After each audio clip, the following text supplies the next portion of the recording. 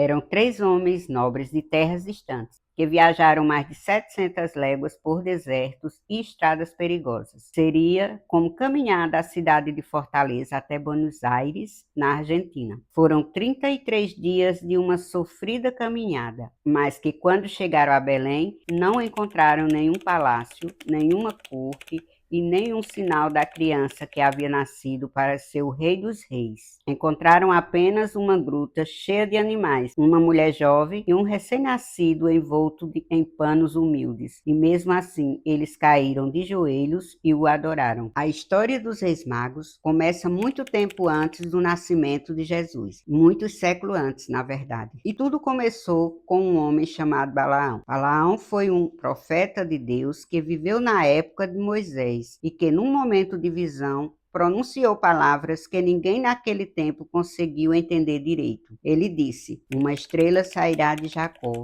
um cetro se levantará de Israel. Ninguém entendeu direito o que aquilo queria dizer. Os sacerdotes de Jerusalém copiaram a profecia e os escribas a reproduziram por séculos, passando de mão em mão, de rolo em rolo, geração após geração. Estava ali guardada, só esperando o seu cumprimento. Só que quase ninguém a levou verdadeiramente a sério. Quase ninguém. Porque muito longe de Jerusalém, numa terra chamada Cáucaso, vivia um povo diferente. Um povo que descendia de Jó, que foi aquele homem da Bíblia que perdeu os filhos, a saúde, os bens e tudo mais que tinha, mas que mesmo assim não virou as costas para Deus. Esse povo conhecia o peso da espera, sabia o que era acreditar numa promessa sem ver nenhum sinal. E foi justamente para esse povo que um discípulo de Balaão chegou um dia, vindo de longe, trazendo nas mãos aquelas palavras.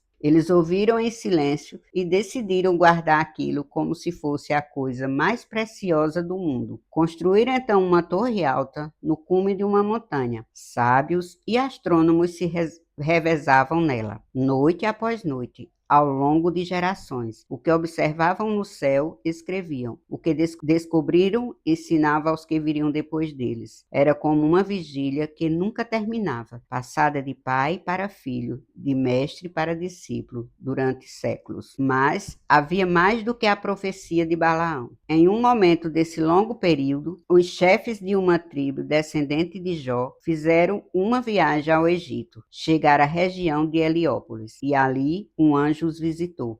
O anjo disse que o Salvador nasceria de uma virgem. Disse que seriam os seus próprios descendentes a adorá-lo e que deveriam voltar para as suas terras e continuar a observar as estrelas, porque eles iriam saber quando a hora chegasse. Voltaram então para suas casas e passaram a estudar e observar incansavelmente as estrelas. Ao longo dos séculos seguintes, porém, essa tradição foi perdendo força mais de uma vez. A fé foi sendo misturada com práticas e distorceram o sentido original de tudo. Por um tempo, chegaram até a sacrificar crianças, como se o sacrifício pudesse apressar a chegada do menino prometido. Uma confusão terrível e dolorosa que infelizmente durou gerações. Cerca de 500 anos antes do nascimento de Jesus, o estudo das estrelas estava quase morto entre aqueles povos. A tradição existia ainda na memória, mas poucos a praticavam de verdade. Foi então que aconteceu algo que reacendeu tudo. 3 irmãos ainda guardavam a linhagem daqueles chefes antigos, cada um vivendo separado dos outros, cada um à frente de sua própria tribo. E esses 3 irmãos tiveram 3 filhas. Deus deu às 3 mulheres o dom da profecia. As 3 filhas percorreram as tribos ao mesmo tempo, em regiões diferentes, ensinando sobre a estrela de Jacó, renovando a esperança do menino rei que viria. As tribos voltaram a observar o céu. O desejo do Messias renasceu naquele povo que já esperava havia gerações. A partir dali, por 500 anos, houve sempre alguém da linhagem desses 3 irmãos que mantiveram os olhos voltados para o céu. Eles descobriram um jeito especial de saber o que ia acontecer, apenas olhando para o céu.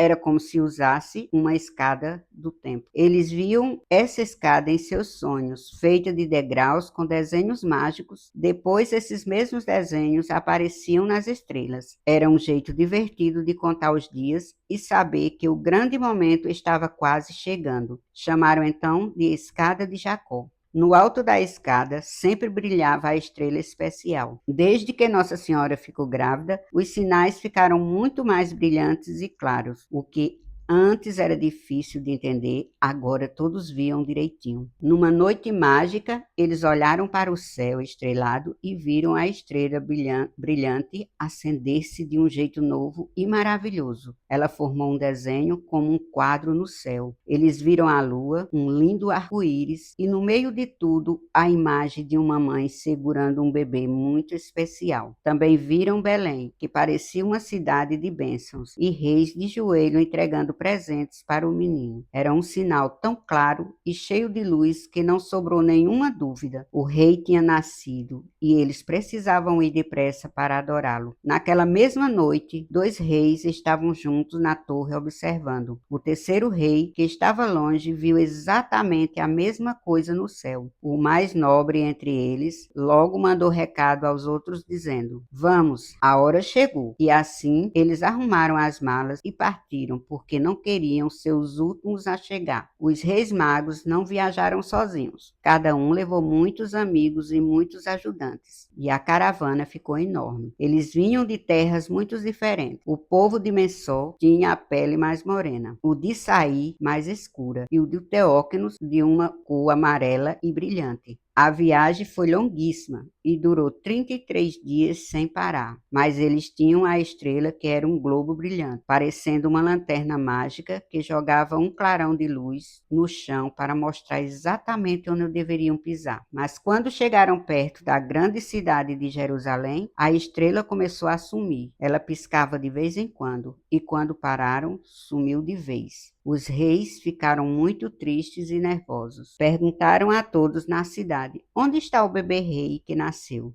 "Vimos a estrela dele, mas ninguém sabia de nada." Que confusão! Será que tinham viajado tanto à toa? A chegada dos reis magos chamou a atenção do rei Herodes. Ele não gostou nada de saber que tinha nascido um suposto rei novo. Herodes chamou os reis magos para o seu palácio e perguntou, fingindo ser bonzinho, onde o menino rei havia nascido. Ele logo chamou seus sábios e descobriu. A profecia dizia que o rei nasceria na pequena Belém. Herodes então pediu: "Vão e voltem para me contar onde ele está, porque eu também quero ir dar um abraço no menino." Mas ele estava mentindo. Os reis deixaram Jerusalém e de repente lá estava ela. A estrela brilhante tinha voltado. Que felicidade! Eles deram um grito de comemoração e correram. Chegando em Belém, a estrela sumiu de novo, mas logo eles viram uma luz ainda mais forte e linda, que parecia um farol apontado para um vale. Era o sinal final. Eles foram então seguindo essa luz brilhante. Chegaram ao vale da gruta e acamparam ali. E foi nesse momento que a estrela reapareceu, dessa vez parada sobre o monte da gruta. Uma torrente de luz caiu verticalmente sobre ele, e dentro da luz da estrela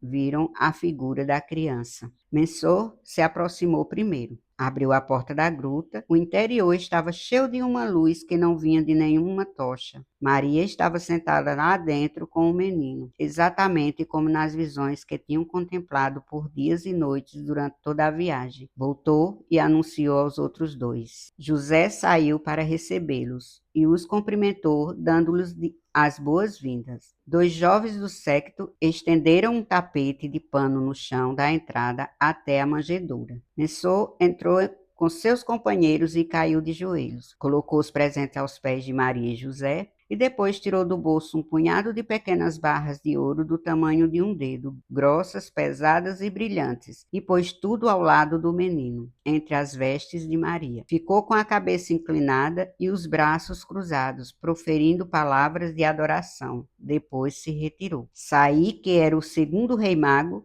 entrou com os seus companheiros, prostou-se com os 2 joelhos por terra, em profunda humildade. Ofereceu uma caixinha de ouro puro, cheia de pequenos grãos esverdeados de incenso. Ficou de joelhos por um longo tempo, em silêncio. Por último, entrou Teócrinos, o mais velho dos 3. Ficou de pé, inclinou-se profundamente e apresentou um vaso de ouro cheio de erva verde. Ofereceu mirra e ficou ali parado diante do menino Jesus, imóvel. Lágrimas desciam pelo rosto dos 3 reis. Maria e José também choraram. Depois dos reis, os criadores e os pajens foram entrando 5 a 5, ajoelhando-se em torno do menino, adorando-o em silêncio. Por último, entraram também os pajens. Os reis voltaram ao presépio uma última vez, com amplos mantos e turíbulos nas mãos. Incensaram o menino, Maria, José e toda a gruta. Era a cerimônia de adoração do povo deles. No dia seguinte, visitaram o menino mais uma vez e à noite voltaram para se despedir. Mensó entrou primeiro. Maria tomou o menino nos braços e o colocou nos braços dele. Mensó chorou de alegria. Depois vieram também os outros e Maria lhes deu o seu véu de presente. Pela meia-noite, enquanto dormiam, um anjo os visitou no sono. Disse que partissem imediatamente e que não tomassem o caminho de Jerusalém, mas o do Mar Morto, evitando passar pelo palácio do rei Herodes. As tendas foram desmontadas com uma rapidez que não parecia natural. Enquanto os reis se despediu de José, o séquito já se movia em 3 grupos, cada um em direção ao leste, ao longo das margens do Mar Morto, rumo ao deserto. O anjo ia com eles na campina, mostrando o caminho, e de repente não havia mais nada para ver. O vale, onde haviam acampado uma multidão de pessoas, voltou ao silêncio. Restaram apenas algumas estacas de tendas fincadas na terra e a marca da grama pisada. Era necessário partir com essa urgência. A autoridade de Belém planejava naquela mesma madrugada mandar prender os reis enquanto dormiam na estalagem, fechá-los nas adegas sobre a sinagoga e denunciá-los perante Herodes. Mas de manhã, quando as ordens foram cumpridas, o acampamento estava vazio. Os reis já estavam perto do deserto. Herodes, quando soube que os reis não voltariam, ficou furioso. O que veio depois é uma das páginas mais sombrias do Evangelho, mas os reis já haviam partido. O rei mago Mensó viveu ainda por muitos anos e foi batizado por São Tomé, recebendo o nome de Leandro. Teócrinos, o mais rico dos 3, também foi batizado por São Tomé e recebeu o nome de Leão.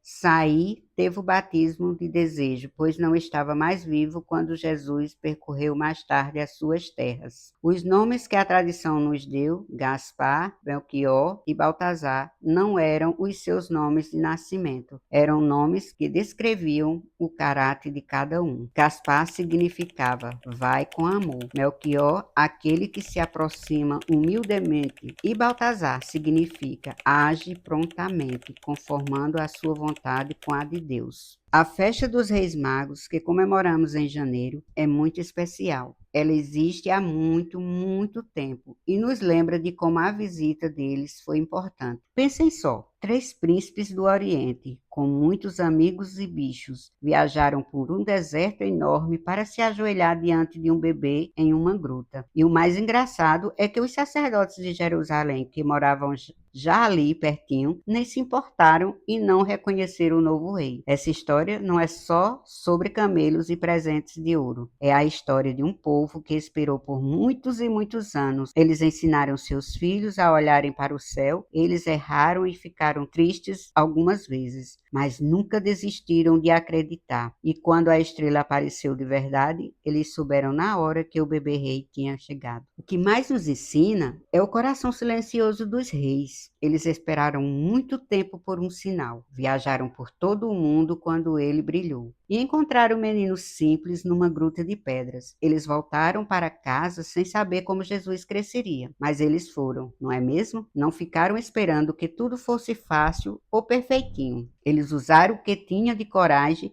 e foram ao encontro do rei, superando todas as dificuldades com grande fé na promessa de Deus. O que você achou da história de hoje?